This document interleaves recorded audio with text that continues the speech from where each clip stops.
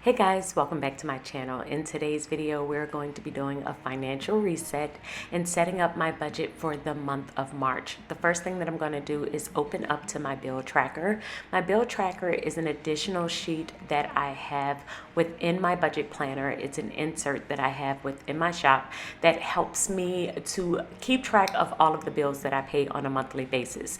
This helps me so that I don't have to flip back and forth through previous months within my budget planner, and I have a list of all of the bills that I need to pay on a monthly basis in one spot. So the first thing that I'm going to do is pull out January and February and pop it back into my budget planner and pull out the month of March and add it into my Tom 90 planner. Now I realized that my months in my budget planner was off track, so I just rearranged them really quick to put them in order, and then we are going to add the month of March within my Tom 90 planner. So my month of March is all about consistency and getting my savings and debt reduction back on track. So those are the two goals that I'm going to set up for this month. My very first one is to save $100 in my cash saving envelope every single week. I want to go to the ATM, pull out $100 and stuff that every single week for a total of $400 saved for the month. And then my second goal is to reduce my debt by $1,000 this month. And that is just my credit card debt. We did end up having to use credit cards last year at some point, and so now I am just currently paying them off as I have done in previous years before. This is probably like my fourth time having to pay off my credit cards, but that's okay. Life happens, and so I'm glad that we were able to use them when we needed them, and now we are paying them off. So now that March goals are set, the next step is to set up my monthly calendar. This is where I fill out the entire calendar, and I'm going to add all of the bills from my bill tracker into this calendar on the day that the bill is due. This easily helps me to be able to see my entire month. Since I get paid every single Wednesday, I am able to group my bills together, and then I can easily see what bills need to be paid out of which check I receive. I love this process, especially now that I have added my bill tracker to this process, because before, I would easily forget subscriptions and the smaller amounts that needed to come out of my account, and my numbers would always be off because I had forgotten about a subscription that needed to come out, and it would throw off my entire budget. But now that I have my bill tracker and I just roll it over and keep it as an insert in my planner, I can easily stay on top of every single thing that's coming out of my account, write it on my monthly calendar, and then check it off as everything is clearing my account. So it makes it much easier. I love to color code. So as you can see, I will pull out a different color for every single payday. This just easily makes it so that I can see what bills are covered with which payday.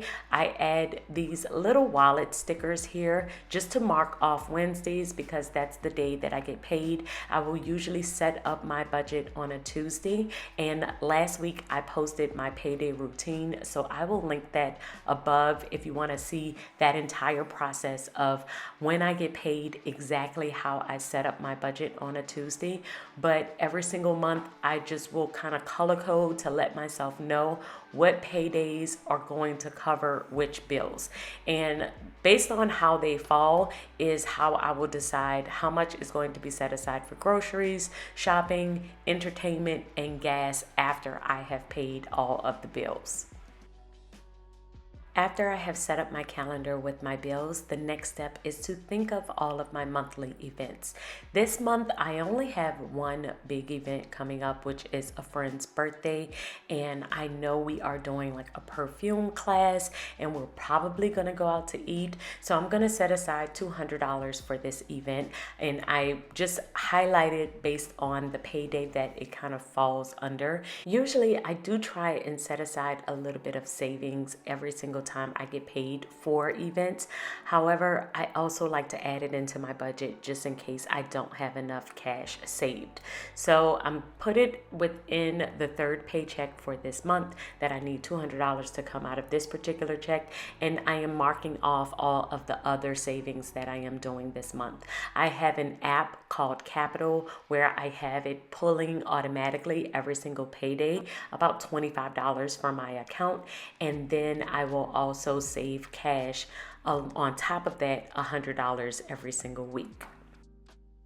So now I'm going to fill out my monthly budget sheet, and this is where I'm moving over the income and all of the bills that I have listed out on my monthly calendar. Now with this bill section, the top question I will usually get is, what if you have way more bills than this particular section covers? So I currently have that exact same problem where I have way more bills than I am able to list out in this particular section, but I created an insert that I am able to add into my planner that's able to help me add additional expenses and additional bills that I have. So with this insert, it is a half sheet insert that I will pop in, and I will list out all of the rest of the bills that I need to cover for the month, and the very last line of my bill sheet will basically be the total of what's on this insert sheet. So it is a great way